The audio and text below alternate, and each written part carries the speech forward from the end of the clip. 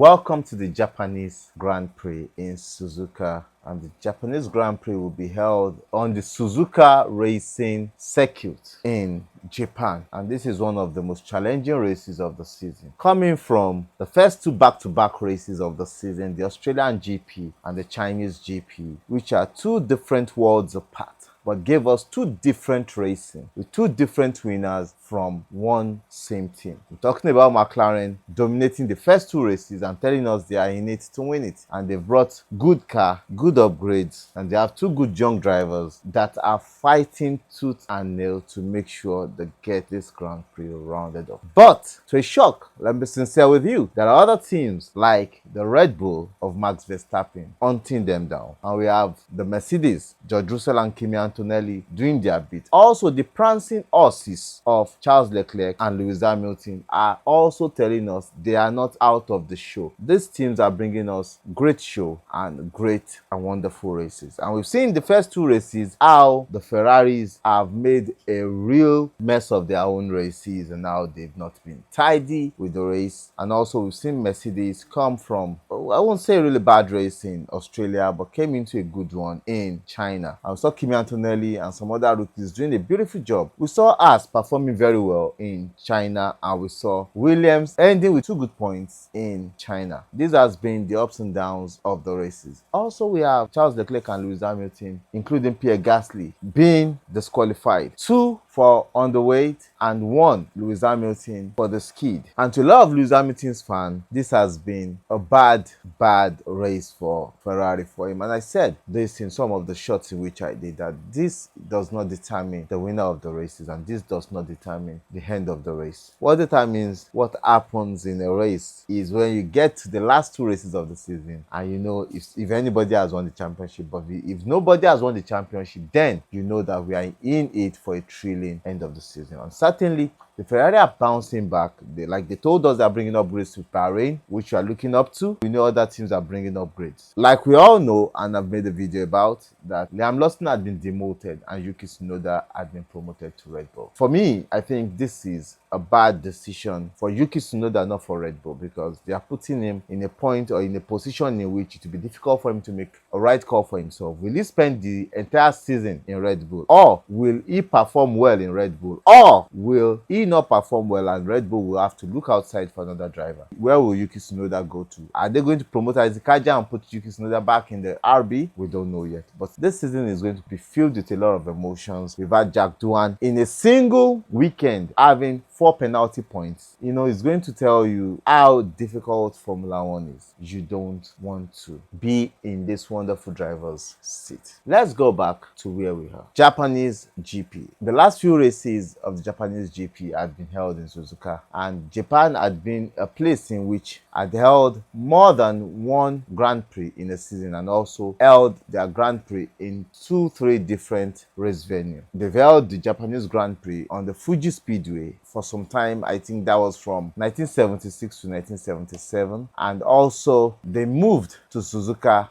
in which Suzuka hosted the Grand Prix for 20 good years. Then they moved back to the Fuji Speedway and later back to Suzuka. So that shows you they have good racing heritage in Japan. So the number of times that they've held Japanese Grand Prix had been 49 times, and the first one was held in 1963. The driver with the most wins is Michael Schumacher, and the constructor with the most wins is McLaren. McLaren had won 9 constructors races in Japan, while Michael Schumacher had won 6 driver races in Japan. The circuit length is about 5.807 kilometers, which is about 3.608, and the race length is a 307.471 kilometers. That's a 191.053 miles. That's a 53 lap race, and Ferrari had proven to have a good car around Suzuka. Though for the past 4-5 years, Ferrari had not won a race in Suzuka. In 2023, Max Verstappen won the race in a wonderful rain-filled race, with Lando Norris and Oscar Piastri coming 2nd and 3rd, and the Ferrari of Charles Leclerc coming 4th. In 2022, we had Max Verstappen winning the race, Sergio Perez coming 2nd, Max Verstappen's teammate in the Red Bull, Charles Leclerc coming 3rd in his Ferrari, Esteban Ocon 5th, good one for him. In 2024, that was last year, we had Max Verstappen winning the race, Sergio Perez coming second, Carlos Sainz third, and Charles Leclerc fourth in his Ferrari, which is telling you Ferrari had had good races around the circuit. While in 2019, we had Valtteri Bottas winning the race, Sebastian Vettel coming second, and Lewis Hamilton third. The Ferrari are still struggling a lot to find decent pace, decent time, and how to maximize the opportunities they have. So I think Japan will be one of the races in which would help them to solidify their pace and their race pace, and also to know how the parts are performing, especially if the race is dry,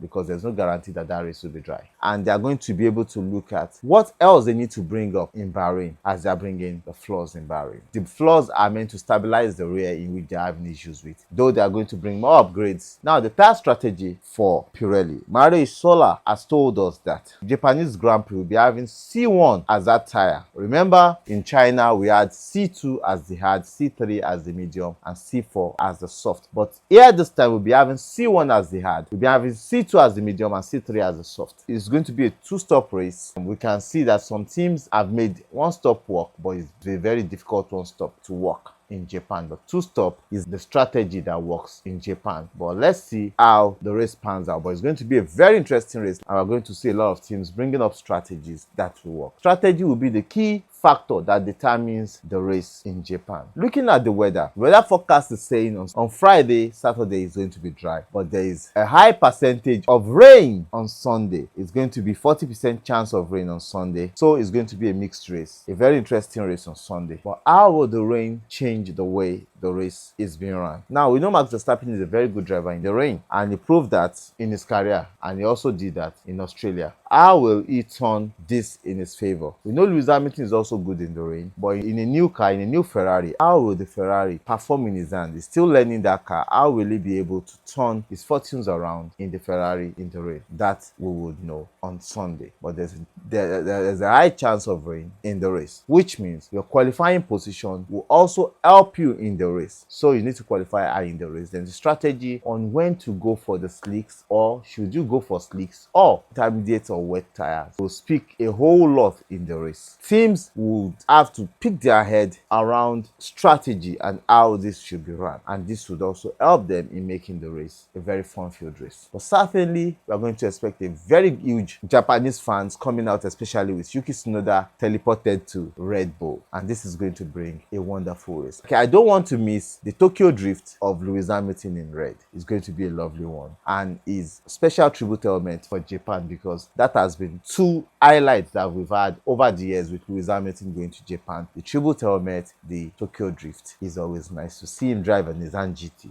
Going into the race weekend, we are going to see a very interesting race, and this will be a triple header. From Japan, we are going to Bahrain. From Bahrain, we are going to Saudi Arabia. So it's going to be a very interesting race. You don't want to miss it. You don't want to miss out in this race. And I tell you, you are going to love this race. Let me know what you feel about this race in the comment section, and who you think will win this race, and also who your own driver is, how you feel about our video, and how we can do more for you. Like, share, comment, subscribe, keep sharing. I love you guys. Bye. Cheers.